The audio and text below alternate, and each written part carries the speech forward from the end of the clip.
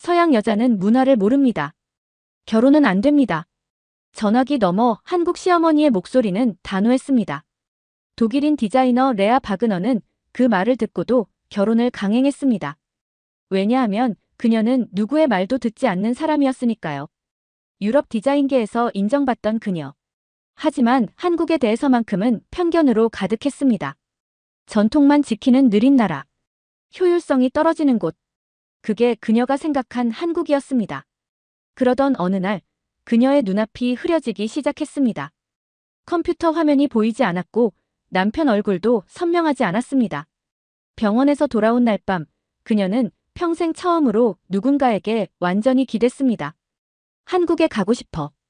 어머니를 만나고 싶어. 그리고 서울 외곽 한옥문 앞. 시어머니의 차가운 인사. 환영하지 않습니다. 바로 그 순간 그녀의 세상이 완전한 어둠으로 변했습니다. 하지만 그 어둠 속에서 기적이 시작되었습니다. 시작하기 전에 잠깐 좋아요와 구독을 눌러주시면 영상 제작에 큰 힘이 됩니다. 제 이름은 레아 바그너입니다. 24살이에요. 독일 함부르크에서 태어나고 자랐죠. 저는 디자이너예요. 건물이나 공공장소를 예쁘게 만드는 일을 해요.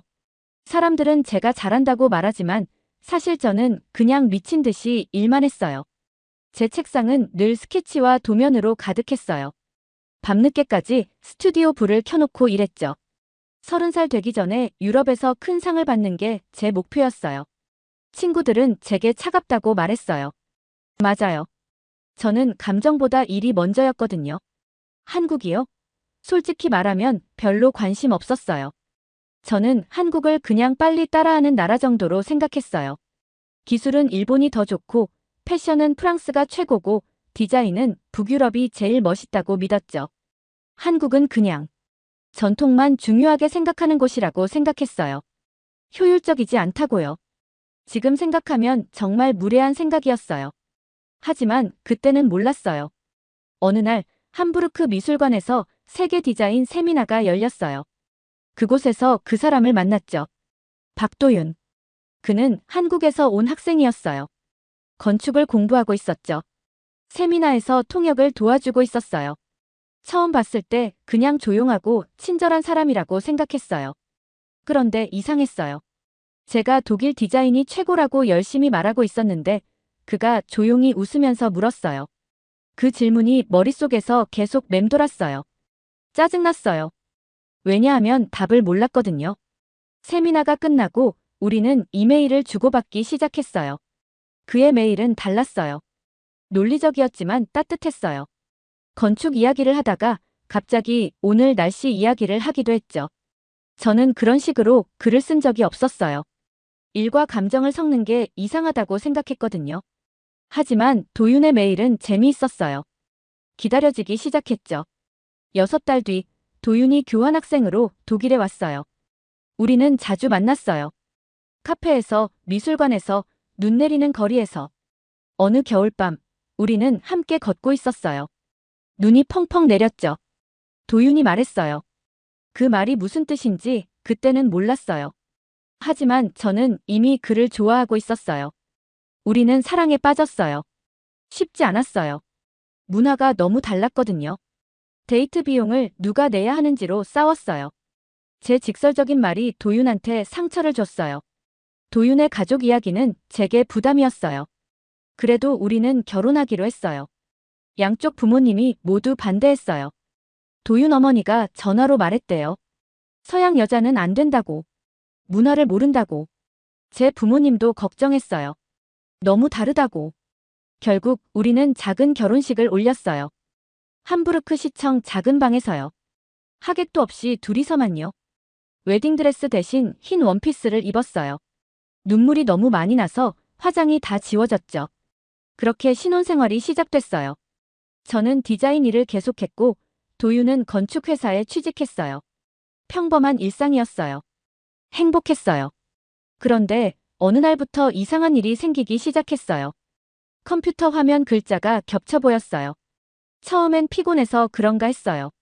며칠 지나니까 거리 표지판도 흐릿했어요. 도윤 얼굴도 선명하게 안 보였어요.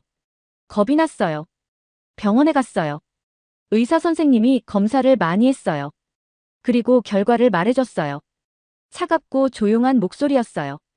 그날 밤은 기억하고 싶지 않아요. 제 인생이 무너지는 게 느껴졌어요. 디자이너인데 앞을 못 본다고요? 제 꿈은 어떡하죠? 제가 만들던 세상은요? 도윤이 저를 안아줬어요. 저는 평생 처음으로 다른 사람한테 완전히 기댔어요. 그리고 제 입에서 이상한 말이 나왔어요. 그 순간 저는 제가 변했다는 걸 느꼈어요. 제가 그렇게 무시하던 나라. 한국. 이제 그곳에 가고 싶었어요. 앞을 완전히 못 보기 전에. 도윤 어머니를 만나고 싶었어요. 인정받고 싶었어요. 가족이 되고 싶었어요. 그렇게 제 인생에서 가장 긴 여행이 시작됐어요. 비행기 안에서 저는 거의 잠을 못 잤어요. 눈을 감으면 온통 두려운 생각뿐이었어요. 어머니가 저를 싫어하면 어떡하죠? 한국말을 못 알아들으면요? 앞이 더 안 보이면요? 도윤이 제 손을 꼭 잡아줬어요. 그 따뜻함만이 저를 진정시켜줬죠. 12시간 뒤, 우리는 인천공항에 도착했어요. 비행기에서 내리는 순간 저는 깜짝 놀랐어요. 제 시력이 더 나빠져 있었거든요. 사람들이 그림자처럼만 보였어요. 한글로 쓰인 간판들은 그냥 흐릿한 색깔 덩어리였죠. 어디가 어딘지 전혀 알 수 없었어요. 공항이 이렇게 큰지 몰랐어요. 아니, 원래 알고 있었는데 이제는 볼 수가 없어서 더 무섭게 느껴졌어요. 도윤이 제 팔을 잡아줬어요. 제가 대답하기도 전에 눈물이 났어요. 무서웠어요. 저는 평생 혼자 다 해결하며 살았어요. 누구한테 기대본 적이 없었죠. 그런데 지금은 도윤 없이는 한 발짝도 못 움직였어요. 택시를 타고 서울로 갔어요. 창밖을 봤지만 아무것도 제대로 안 보였어요. 높은 건물들이 회색 덩어리처럼 보였어요. 자동차 불빛은 번진 점들이었죠. 이상했어요. 아무것도 안 보이는데 왠지 따뜻한 느낌이 들었어요. 호텔에 도착했어요. 방에 들어가자마자 저는 침대에 주저앉았어요. 너무 피곤했고 너무 무서웠어요. 도윤이 물 한 잔을 가져다 줬어요. 저는 떨리는 손으로 물을 마셨어요. 내일이요. 내일 어머니를 만나요. 그날 밤 저는 거의 잠을 못 잤어요. 다음 날 아침, 도윤이 저를 깨웠어요. 준비할 시간이었어요. 도윤이 가방에서 연분홍색 한복을 꺼냈어요. 제가 독일에서 미리 준비한 거예요. 도윤이 제 한복을 입혀줬어요. 저는 스스로 입을 수가 없었거든요. 뭐가 뭔지 안 보였어요. 거울을 보고 싶었어요. 제가 어떻게 생겼는지 보고 싶었어요. 하지만 거울도 그냥 흐릿한 사각형이었어요. 도윤이 말했어요. 저는 울고 싶었어요. 하지만 참았어요. 화장이 망가지면 안 되니까요. 택시가 왔어요. 서울 외곽으로 가는 길이었어요. 차 안에서 제 손에는 땀이 났어요. 심장이 너무 빨리 뛰었어요. 저는 INTJ예요. 논리적이고 계획적인 사람이죠. 그런데 지금은 아무 계획도 소용없었어요. 그냥 무서웠어요. 택시가 멈췄어요. 도윤이 제 손을 잡고 차에서 내렸어요. 작은 한옥이 보였어요. 아니, 정확히는 안 보였어요. 그냥 낮은 건물 형태만 희미하게 보였죠. 도윤이 문을 두드렸어요. 몇 초가 지났어요. 아주 긴 몇 초였어요. 그리고 문이 열렸어요. 희미한 사람 형체가 문 앞에 서 있었어요. 어머니였어요. 저는 깊이 허리를 숙였어요. 도윤이 가르쳐준 대로요. 한국식 인사였어요. 목소리가 떨렸어요. 하지만 최선을 다해 말했어요. 어머니 목소리가 들렸어요. 차가웠어요. 정말 차가웠어요. 그 말을 듣는 순간이었어요. 제 눈앞에서 세상이 딱 하고 꺼졌어요. 마지막 남은 빛도 사라졌어요. 희미한 형체도 없어졌어요. 색깔도 그림자도 아무것도 없었어요. 완전한 어둠이었어요. 공포가 온몸을 휩쌌어요. 저는 그 자리에 주저앉았어요. 소리내어 울었어요. 이건 제가 예상하던 게 아니었어요. 천천히 시력을 잃을 줄 알았어요. 그런데 갑자기 한순간에 모든 게 사라졌어요. 도윤이 저를 안았어요. 저는 그의 품에서 울었어요. 그때 어머니 목소리가 다시 들렸어요. 완전히 달라져 있었어요. 따뜻한 손이 제 어깨를 잡았어요. 어머니가 저를 일으켜 세웠어요. 그리고 빠르게 움직이기 시작했어요. 택시를 부르는 소리가 들렸어요. 저는 어둠 속에서 끌려가듯 움직였어요. 차에 탔어요. 어디로 가는지 몰랐어요. 그냥 어머니와 도윤이 저를 데려가는 대로 따라갔어요. 병원이라는 말이 들렸어요. 그리고 어머니가 누군가에게 말하는 소리가 들렸어요. 그 순간 저는 깨달았어요. 어머니가 저를 걱정하고 있다는 걸요. 처음 만났을 때 차갑게 말했던 그분이 지금은 제 걱정을 하고 있었어요. 완전한 어둠 속에서 저는 처음으로 따뜻함을 느꼈어요. 병원에 도착했어요. 저는 아무것도 볼 수 없었지만 소리는 들렸어요. 사람들이 바쁘게 움직이는 소리, 기계 소리, 발소리. 누군가 제 팔을 잡고 휠체어에 앉혔어요. 검사실로 갔어요. 차가운 기계가 제 얼굴에 닿았어요. 불빛을 비추는 것 같았지만 저는 아무것도 못 봤어요. 의사 선생님이 여러 가지를 물어봤어요. 도윤이 대신 대답해줬어요. 밤새 검사가 계속됐어요. MRI라는 큰 기계 안에 들어갔어요. 큰 소리가 났어요. 무서웠어요. 하지만 도윤이 제 발을 계속 만져주고 있었어요. 그래서 조금 덜 무서웠죠. 시간이 얼마나 지났는지 몰랐어요. 어둠 속에서는 시간이 더 느리게 가는 것 같았어요. 검사가 다 끝나고 병실로 갔어요. 침대에 누웠어요. 너무 피곤했어요. 온몸에 힘이 하나도 없었어요. 도윤이 제 손을 잡아줬어요. 그의 손이 따뜻했어요. 그날 밤은 잠을 잘 수 없었어요. 다음 날 아침 의사 선생님이 오셨어요. 최하윤 교수님이라고 했어요. 결과를 설명하기 시작했어요. 저는 숨을 참았어요. 교수님이 말했어요. 하지만이라는 단어에 제 심장이 쿵쿵 뛰었어요. 줄기세포 수술이요. 성공하면 다시 볼 수 있다고요. 50%. 반반이에요. 제 머리가 빠르게 돌아갔어요. 50%는 낮은 확률이에요. 절반은 실패한다는 뜻이에요. 논리적으로 생각하면 위험했어요.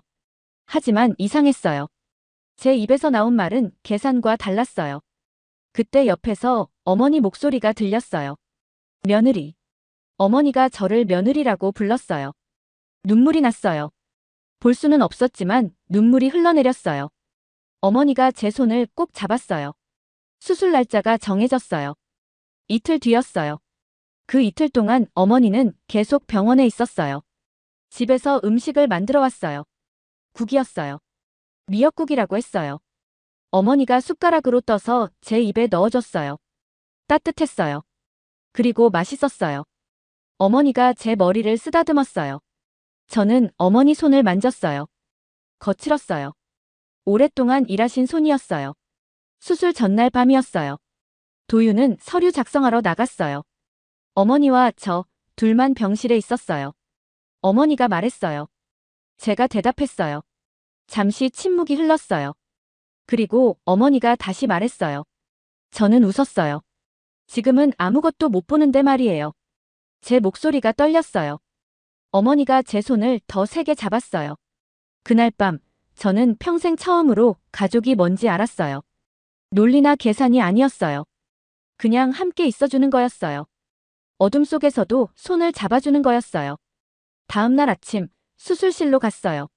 무서웠지만 괜찮았어요. 어머니와 도윤이 함께 있었으니까요. 마취 주사를 맞았어요. 의식이 흐려지기 전에 마지막으로 생각했어요. 제발 다시 보고 싶어요. 어머니 얼굴을 보고 싶어요. 도윤을 보고 싶어요. 그리고 이 따뜻한 나라를 제대로 보고 싶어요. 그렇게 저는 깊은 잠에 빠졌어요. 수술이 끝났어요. 정신이 아득하게 떠다니다가 다시 몸으로 돌아온 순간 제 눈은 차갑고 두꺼운 붕대에 감겨 있다는 걸 느꼈어요. 아무것도 보이지 않았지만 이상하게 두렵지 않았어요. 오히려 마음 깊은 곳에서 작은 불씨 같은 희망이 피어오르고 있었습니다. 지금까지의 어둠 속에서라면 상상조차 하기 힘들었던 감정이었어요. 의사들은 최소 일주일간은 절대 붕대를 풀면 안 된다고 했어요. 그 일주일은 제 인생에서 가장 긴 시간이었어요. 시간이 흘러간다기보다는 한 땀 한 땀 천천히, 아주 천천히 제 앞을 기어가는 듯 했죠. 어머니는 하루도 빠짐없이 병원에 오셨어요. 새벽에 일어나 직접 끓인 국을 보온통에 담아왔고 작은 반찬들도 챙겨오셨어요. 보이지 않는 저 대신 숟가락을 들어 제 입가에 조심스럽게 갖다 대셨죠. 뜨거우니까 천천히 먹어라, 우리 딸. 어머니의 목소리는 늘 떨렸어요. 혹시라도 제가 고통스러워하지 않을까, 혹시나 잘못될까 두려운 마음이 그대로 배어 있었어요. 도윤은 밤마다 병원에 남았어요. 접이식 의자에서 등을 기대고 선잠을 청했고 깨어있을 땐 늘 제 손을 잡아주었어요. 손끝에서 전해지는 체온이 얼마나 큰 위로가 되었는지 몰라요. 가끔 새벽에 갑자기 두려움이 밀려올 때가 있었어요. 혹시 수술이 잘못되면 어떡하지? 혹시 다시는 빛을 못 보면? 그럴 때마다 저는 도윤 손을 꼭 쥐었어요. 그럼 도윤도 손가락을 천천히 감아 제 손을 덮었어요. 그렇게 일주일이 지났습니다. 그리고 마침내 기다리고 기다리던 날이 왔어요. 붕대를 푸는 날. 병실 문이 열리며 최 교수님이 들어오셨어요. 교수님은 수술 전과 똑같은 차분한 표정이었지만 그 눈빛엔 약간의 긴장과 기대가 섞여 있는 듯 보였어요. 제 심장은 고막을 찢을 듯 뛰었어요. 이제 곧 제가 다시 세상을 볼 수 있을지 아니면 다시 어둠 속에서 살아야 할지 결정되는 순간이었으니까요. 교수님이 붕대를 풀기 시작했습니다. 한 겹, 또 한 겹. 천이 떨어질 때마다 저는 숨을 삼켰어요. 마지막 겹이 벗겨지기 직전 교수님이 말했습니다. 저는 숨을 크게 들이마시고 천천히 눈을 떴어요. 처음엔 너무 밝았어요. 오랜 어둠 속에 있던 눈이 갑작스러운 빛을 견디지 못해 눈부심이 번쩍였어요. 그리고 아주 희미하게 흐릿한 무엇인가가 제 눈앞에 나타나기 시작했습니다. 그것은 빛이었어요. 빛이 모여 형태를 이루기 시작했고 윤곽이 잡히고 색이 스며들 듯 점점 선명해졌어요. 그리고 마침내 제 옆에서 저를 바라보는 얼굴 하나가 또렷하게 보였어요. 어머니 얼굴이었습니다. 주름진 이마, 늘 걱정이 담겨있던 눈가, 그리고 지금은 눈물로 젖어있는 미소. 저는 그 얼굴을 보는 순간 숨이 멎을 것 같았어요. 그리고 주체할 수 없이 눈물이 흘렀어요. 어머니는 울면서 제 손을 잡았어요. 보여. 우리 딸, 보여. 그 말에 저는 고개를 끄덕이기만 했습니다. 말을 할 수 없었거든요. 감정이 목을 꽉 막아버려서요. 도윤도 옆에서 울고 있었어요. 울면서도 계속 미소를 지으려고 애쓰고 있었어요. 저는 처음으로 도윤 얼굴을 제대로 보았습니다. 흐릿했지만 분명히 보였어요. 시력은 완벽하진 않았어요. 0.6이라고 했어요. 하지만 그건 중요하지 않았습니다. 저는 세상을 볼 수 있었고, 사람을 볼 수 있었고, 빛을 볼 수 있었어요. 그걸로 충분했어요. 며칠 뒤 퇴원했습니다. 오랜만에 어머니 집으로 갔어요. 집에 들어서자 따뜻한 나무 냄새가 났고 바닥에 들어오는 햇빛이 고요하게 집안을 비추고 있었어요. 작은 한옥이었어요. 낡았지만 정이 많고 오래도록 누군가의 삶을 품어온 공간이었어요. 나무 기둥, 작은 창문, 조용히 흔들리는 커튼. 저는 그 모든 걸 하나하나 눈으로 확인했습니다. 눈을 뜨고 본 첫 집이 어머니 집이라는 게 얼마나 감사한지 몰라요. 어머니 손을 바라보았습니다. 주름지고 거칠고 굳은 살이 박인 손. 평생 저를 위해 일하신 손. 그 손이 저를 살렸어요. 어머니 얼굴을 다시 바라봤어요. 빛 속에서 어머니의 눈이 더욱 깊고 따뜻해 보였어요. 그 순간 저는 깨달았습니다. 제가 되찾은 건 시력만이 아니었어요. 제 마음의 벽, 편견, 오만함. 그 모든 것도 한국에서 무너졌어요. 저는 한국을 효율 떨어지는 나라, 느린 나라라고 생각했었어요. 하지만 완전히 틀렸어요. 한국은 따뜻한 나라였어요. 사람을 소중히 하는 나라였어요. 그리고 저를 받아준 가족의 나라였어요. 창밖을 봤어요. 높은 건물들 사이로 파란 서울 하늘이 보였어요. 정원에는 분홍색 꽃이 바람에 흔들리고 있었어요. 어둠 속에 살 땐 상상도 못했던 풍경이었습니다. 도윤이 제 옆에 조용히 앉았습니다. 저는 도윤 얼굴을 천천히 그리고 선명하게 바라봤어요. 그 얼굴엔 제가 그동안 보지 못했던 감정들이 담겨 있었어요. 그때 저는 알게 되었어요. 세상은 제가 생각했던 것보다 훨씬 복잡하고 훨씬 넓고 훨씬 따뜻하다는 것을요. 세상은 직선만 있는 줄 알았어요. 하지만 곡선도 있었고 논리만 있는 줄 알았어요. 하지만 감정도 있었고 계획만 중요한 줄 알았어요. 하지만 사랑도 있었어요. 그리고 때로는 완전한 어둠을 거쳐야 비로소 진짜 빛이 보인다는 것도요.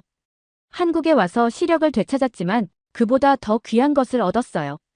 진짜 가족, 진짜 마음, 진짜 삶, 그리고 세상을 편견 없이 바라보는 새로운 눈.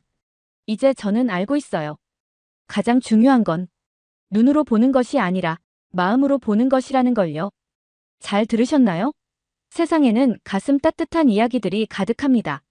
감동 힐링 사연은 해외에서 전해지는 감동적인 사연들을 소개하며 다양한 이야기들을 통해 위로와 희망, 그리고 하루의 힐링을 선물해드립니다. 조그마한 힐링이 되셨다면 구독과 알림 설정도 큰 힘이 되어요. 다음 영상에서 더 좋은 사연으로 찾아뵙겠습니다. 시청해주셔서 감사합니다.